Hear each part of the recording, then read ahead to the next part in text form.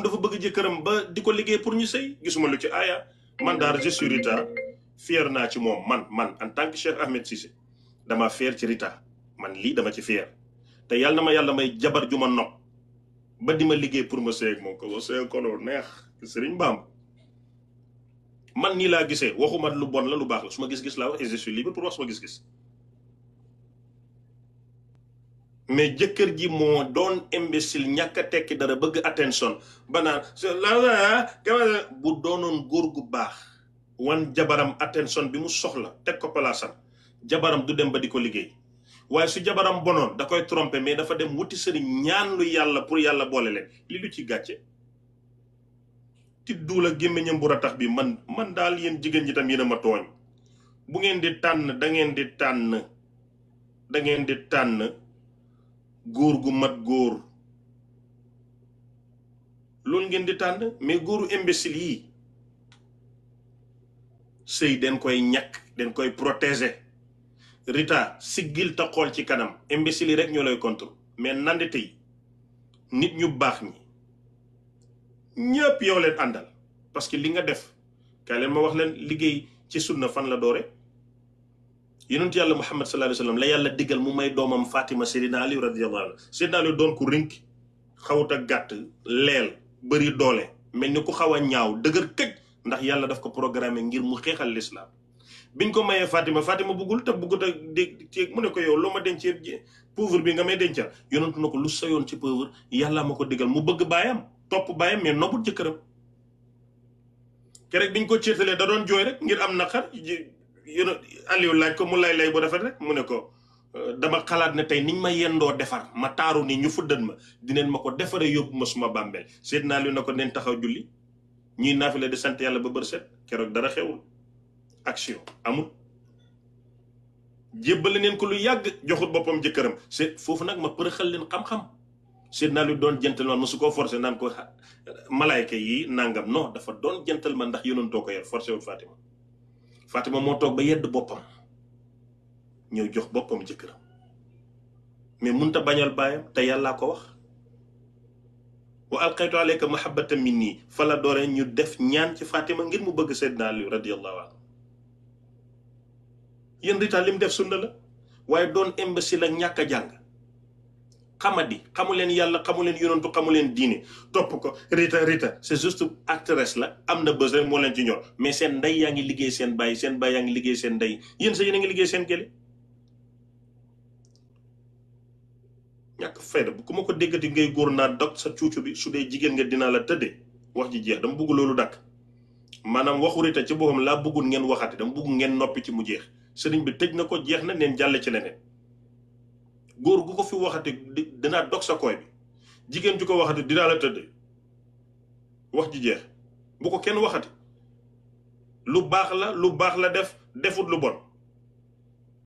te su ma waxee mbir nag ba tëj ko ku ko ubbiwaat naa la nokk xamadi ngeen torop da ngeen a xamadi luy loolu jëkkër ji moo ñàkk fayda parce que amul sutura ci jabaram te kaay mu wax leen benn secret ci jigéen mën nga ñàkk mu muñal la ko mën nga gàttale koy mu muñal la ko mën nga gaaw a daanu mu muñal la ko mais jigéen ku ko suturaalul du la muñal te kii amul sutura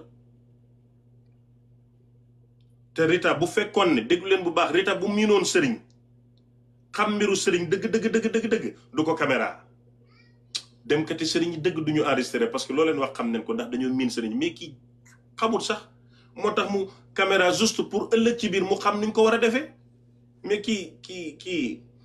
ku bees la xamul mais yéen dem kati sëriñ yi xam ngeen ne bu ngeen demee wala du ngeen caméra sëñ bi bii ban la waa bii moo war a dem fii bii moo war a nàngam ngeen yóbbu mais kii xamul fu mu nekk yéen a ngi ko taxé comme wutkati sëriñ mais xoolal fi mu dajeeg sëñ bi ci oto amul sa espace mbir su xewee da ngeen di doon nandite analyser ko nanditement demut ci sëriñ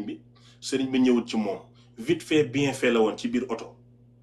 xel mi nekkul parce que peut-être mu ngi patiner ñu ngi ko doon traumatiser psychologiquement nekkul mu jël caméra am pour photo pour xam ëllëg nuñ ko war a defee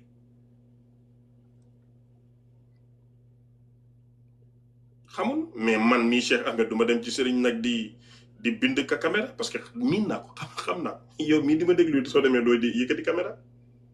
mais dafa ragal elle est peur